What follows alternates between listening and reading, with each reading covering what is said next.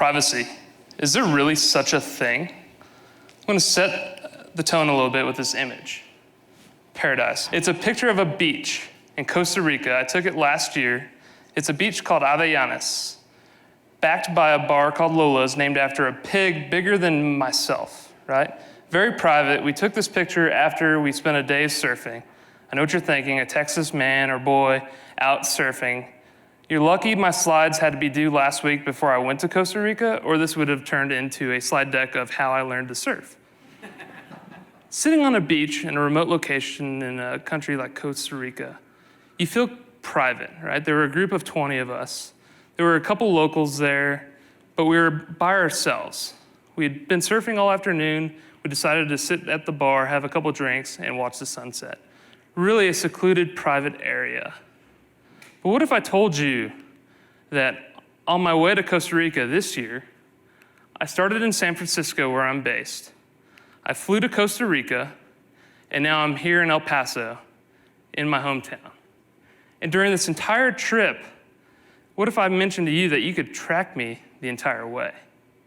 Think about that as I go through these next couple slides and think of, does this make sense? Can this really happen? So I'm Will Bengston. I'm here because I love security. I love security so much that as a little boy dreaming to be a hacker and going to work for the NSA, I grew up and now I'm in Silicon Valley working for a big company such as Netflix. Right? I took security from a thought, a dream, to a hobby, to my life. And I'm hoping to spread that in a little bit to you today. Hopefully at a high enough level that you don't just glaze over. If not, stare at the pretty lights, keep you interested. I'm also here because I actually teach at UTEP. I love the community and I love security so much that I want to spread the word, and that's what I hope to do today. So at UTEP, I actually teach an undergraduate and graduate course on wireless technologies. And so that's why I wanted to bring some of that topic here to you today and kind of open your eyes to what you are opening yourselves or what we are all sending about as we walk around from day to day. Or in my case, San Francisco to Costa Rica to here. And if you were tracking me, you could tell I made a couple stops in between. But most of all, I'm so privileged and honored to be here because I'm from El Paso. I'm born and raised, and even though I've left El Paso, I remember where I've come from. And as I meet people, as I come through my career and connect with other members of the community from El Paso, such as Miguel Gamino, who is now the CTO of New York City, it really makes me proud to go represent El Paso outside of the city. So before we actually get into the heart of the topic, I want to show you a quote that I kind of live my life by. And for those of you that went to high school with me and might have come over to my house, this was actually on my room. My mom actually cut this in vinyl and pasted it on the wall, wrapping around 2 walls. But nothing is to be feared. It is only to be understood. And that's how I've approached my career, all the security things I come across, and how I want you to approach what I present to you today. So a couple examples of some security in the world that you might be familiar with. Is anyone aware of AccuWeather? Show of hands. All right, a couple of you. Does anyone use the AccuWeather app on your iPhone? Android. A couple of you should delete it, just saying. I think they fixed it. But the AccuWeather app actually was sending your user location data to its ad networks and other back-end systems, even though you told it not to. It's kind of frightening to think. You're trusting these apps as you download them. You're giving them your information, you're agreeing to things, and yet they're violating that trust. They're violating your privacy, and they're sending that data elsewhere. Before I got to Netflix, I used to consult. Companies would hire me. My dream of being a hacker became a realization. And I used to hack companies and break in Jason Bourne style for money without getting in trouble. It's kind of cool. I stopped actually looking at the applications on my phone because I stopped using them. Every application I looked at, I got scared. I saw something I didn't like and I deleted it. So I blindly trust things nowadays, but it's important to understand what kind of information you're agreeing to or what kind of permissions these applications are actually asking for. Does anyone use Uber? Living in the city, the first year and a half, I did not have a vehicle. I either walked miles to where I needed to go, I took Uber or Lyft. Uber's been in the news a lot lately with privacy, bad culture, but most importantly, the Justice Department is actually investigating Uber right now for tracking Lyft drivers. Competitive advantage. Where are the Lyft drivers compared to my drivers? What are our passengers doing? When Uber updated their app recently, they were asking for permission to track your location in the background, even when you weren't using the application. It's a lot of powerful data, but is it important that Uber has that information? Do you care that they know where you live, where you spend most of your time? Things to think about. And just recently, Equifax. This one really hits home to me, and kind of the preface for this talk is, in most cases, people that are affected by this Equifax breach did not give their information to Equifax at all. Their information was provided to them by third parties, and so it's really kind of a breach of trust and privacy. But nothing to be feared, it's only to be understood, and let's get going. So the picture of Costa Rica, privacy, right? It's actually a picture of me and my buddy Kevin, view from my drone I bought to take to Costa Rica with me, tracking our face-aware technology. So you could actually launch the drone, release it in the air, and have it track you. And so in Costa Rica this time, I was actually tracking and taking footage of some of my friends surfing and some of the instructors. And after, when they'd come in on the beach, I'd show them on my laptop some of the footage I got, and they had no idea that I was tracking them. Never saw the drone, didn't see anything, but yet I was watching them. Kind of creepy. So let me show you a number. 369,598,531. Can anyone guess what this number actually means? And no, it's not the amount of data from the Equifax breach. This is actually outdated. This number has increased in just a week and a half since I pulled the number. But this is the number of wireless hotspots that are known and databased by a company called Wiggle. This might look like an eye chart, which it is. This is actually a Google Map image of the plaza centered around the Plaza Theater, and each of these black blobs of data is an actual Wi-Fi hotspot name. People use a technique called Wardriving, where they take something similar to what I'm wearing around my neck, and they drive around town with GPS, and they just start listening to wireless signals, capturing what wireless hotspots are around. TEDxElPaso, H Honors, Security Nightmare, My Home Wi-Fi. This information is being logged and uploaded to a database, right? So what can you do with this information? If I was to send this information to you, would you know what to do with it? Did you know that as you're walking around, you're actually publicly broadcasting what you are trying to connect to, what you've connected to in the past? It's really powerful. If I know that, for instance, my mother in the crowd is trying to connect to H Honors, I can tell that she's been to a Hilton somewhere, she's connected to their wireless, and no, she's no longer there, obviously. But there's a lot of things that bad people can do, or someone that wants to just track you can use this information and use it to their advantage. See this screen? It is a bunch of wireless data. It has a bunch of MAC addresses, which a MAC address is essentially a hardware address. Consider it your home address for your house, but your home address for your phone, for your watch, for your Fitbit, for any sort of wireless device that you actually have connected to you. With a device like something I'm wearing around my neck, I can view all the data being sent in the wireless medium, right? You might think, well, how are you doing that, Will? Wireless, it's not hardwired, right? It's susceptible to interference, to injection. Does everyone have a cell phone out in the crowd? You can trust me, I promise. Take your cell phone out and pull up your Wi-Fi settings, right? I'll do it myself. Pull up your settings page, open your Wi-Fi. If it's not on, turn it on, please. And tell me, if you see a googly heart eye emoji, TEDxElPaso SSID. Show of hands, anyone? Right? Has anyone tried to connect to that today? No? Good. Because that's actually what's around my neck. I am injecting a signal and just saying that this network exists. It's not an actual router, it's not a hotspot, but it's something that I'm just telling you that's there. And these lights that are blinking around my neck, you can see how often they're changing. Every time this is changing, is one of your cell phones reaching out for a previously known network and trying to connect to it. And I'm actually receiving that data and listening to it. So I can see if you've been to Hilton Honors, if you've connected to TEDxElPaso.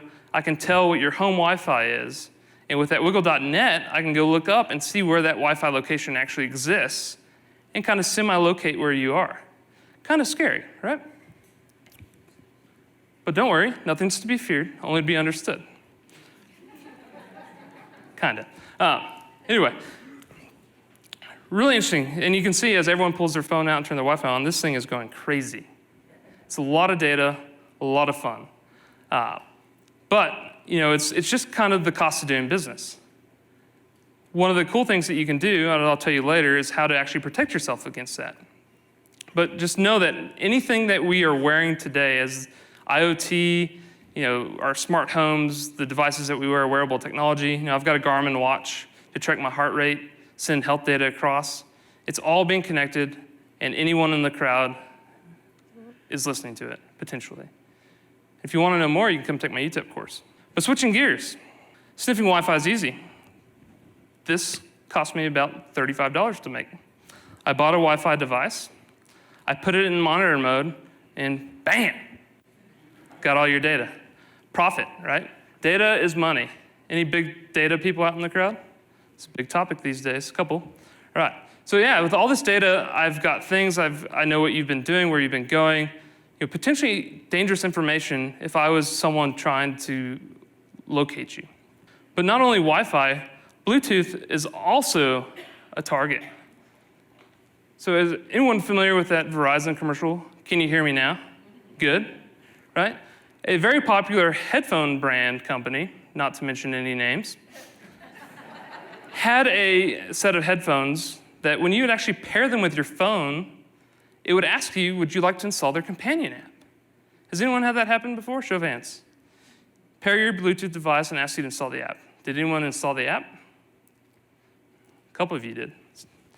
So some security researchers, one of the things I love about security is things change constantly, right? I wake up one day, I go to bed secure, the next day my information's been breached. So this popular headphone manufacturing company, a security researcher found that the permissions that this app was asking for actually allowed them to record your conversations that you were having over the Bluetooth connection and what you're actually doing. It's amazing that as you pair your device with your headphones, it's asking you to download this app and use it. Take full advantage of the technology that you're trying to use. But is that a violation of trust? Does that violate your privacy? It's kind of interesting. But Bluetooth is very similar to Wi-Fi or wireless in that as your device is on, you're constantly sending out information. There's something called BLE, or Bluetooth Low Energy, and that's what's essentially happening every day. You can see right here, this is kind of a screen capture of some Bluetooth data that I was sniffing. And if you could read it, I don't know if you can really well, it says Williams AirPods. Now AirPods, if you're unfamiliar, are Apple's new wireless Bluetooth headphones. Really awesome, very portable. But when you connect to them, they write information to the device itself. So every time I turn my AirPods on, it's broadcasting the signal that Williams AirPods are around. So as I'm walking into Starbucks and you can see that, hey, Williams here, right? Go onto a plane and start just listening to data. You could see Joe, Bob, Frank, all in first class with their Bluetooth headphones, their Bose. You can tell anyone that's on the plane. I did a talk at Harvard in January, and one of the Nokia guys was in the crowd talking about IoT security. And I came up after him and I told him, hey, Jim, do you own a Nexus 5 phone? I could tell because you were telling me all about it yesterday when you had your Bluetooth on. It's kind of fun information. But what's really fun is monitoring Bluetooth is not hard, and it's free. You can do it too, right? Go to your Android store, go to your Apple store, download these Bluetooth Explorers, and just see the amount of data that's going out there. And I mentioned security always changing, right? Very lucky they made my slides get delivered last week, because this slide deck would have just blown up. Right? I'm in Costa Rica, I come back to the States, I turn on the internet, and I look, new vulnerability introduced, Blueborn. Blueborn's kind of interesting in that it's not just one vulnerability, but a set of Bluetooth vulnerabilities that allows you, as an attacker, to actually take control of a person's phone without being paired to it. And that's the important key here, is being paired. And the same with the wireless sniffing and this Bluetooth sniffing. I am never connected to your device itself.